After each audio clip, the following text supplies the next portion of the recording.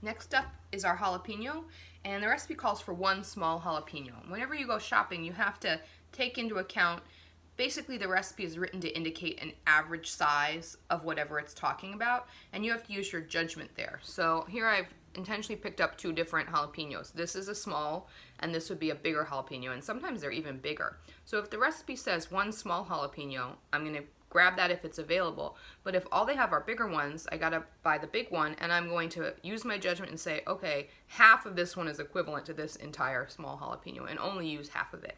And that'll come up over and over again when it comes to produce. Sometimes they don't have the average size of something, and you have to make adjustments. So I'll show using the big one just so it's a little easier to see. We start the same way we did with the tomato by cutting off the top, and then we're gonna cut the jalapeno in half, but then we have a new challenge. We're going to remove the seeds and ribs.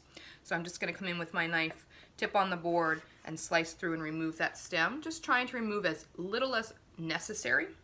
That's going to go into my scrap bowl, and then I'm going to cut it in half, right? So I'm going to come straight down through. And the reason we always cut in half is because round things are unstable, and we want to create a flat, stable side for them. So once that's down, we have the insides, and this is where all the heat is in peppers. So if you don't like spicy food, or you're bringing it to an event where maybe some people don't like spicy food, err on the side of not using that. If you and your family really likes heat, you can leave it all in and then just dice this whole thing, but I'm going to remove it. So this is one where maybe I want to break out my paring knife to help me out with that, because it's a small detailed job. So I'm going to actually cut it in quarters. So I'm going to go in half again, so that now I've got 4 quarters. And actually I only need half this jalapeno, but since having half of the jalapeno in my fridge isn't very helpful to me, I'm going to dice the whole thing, and I can actually freeze the other half in a little bit of plastic wrap, and it will be good for making salsa or putting on a taco or cooking with in the future. I do that all the time with jalapenos. Alright, so I've got the insides, and now I can take my paring knife and just carve those away and scrape out any seeds. And I've got my finished product side and my garbage side. So I'm just going to come in and trim away those, what we call them, ribs, the white part, and then the seeds. And I always want to cut away from my hand when I'm doing that. Get it off there like that. And then once I get close, I got to flip over and get to the other side. So just scrape that off. All right, and then here comes the bench scraper again. I'm going to get rid of that into my garbage bowl.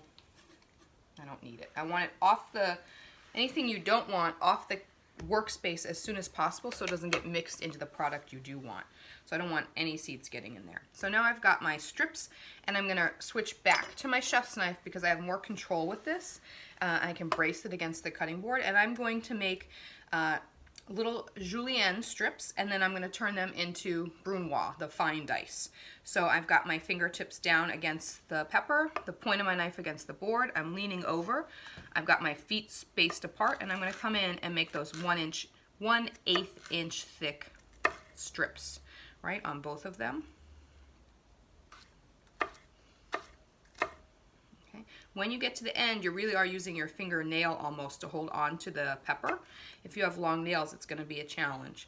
So I've got my julienne strips. I'm going to line them up, always keeping things organized for uniform results. And I'm going to come in and now do my dice. So again, tip on the board, come in and do cubes that are 1/8 inch thick now. And you'll notice the knife is traveling towards my hand as my hand is retreating. And then you can always make space and bring them forward again, but it's a separate action than when you're slicing. You never do that while you're slicing. And as I'm working, my knuckles are bracing against the side of the knife, and that's what gives me that confidence that I'm coming down where I'm intending to. So they work as your what the cutting board is to the tip of the knife, your knuckles are to the side of the knife. So now you've got 2 points of contact to make accurate cuts. If you really are that engineering mind, you can think about it like that. All right, my last one. So always, when you're cleaning your knife off, swiping down away from the blade, never sideways, because you can cut yourself that way, or up for sure. So we have our nice fine diced brunoise jalapeno, And I'm probably going to use all of that so I could put it right on my tomatoes, but for the sake of cutting the whole thing, I can put it in my deli cup. So that's our jalapeno and our tomato done. The last step is going to be the onion. Oh no, we have a couple steps. We have the onion, the cilantro, and the lime left. So we're going to keep going.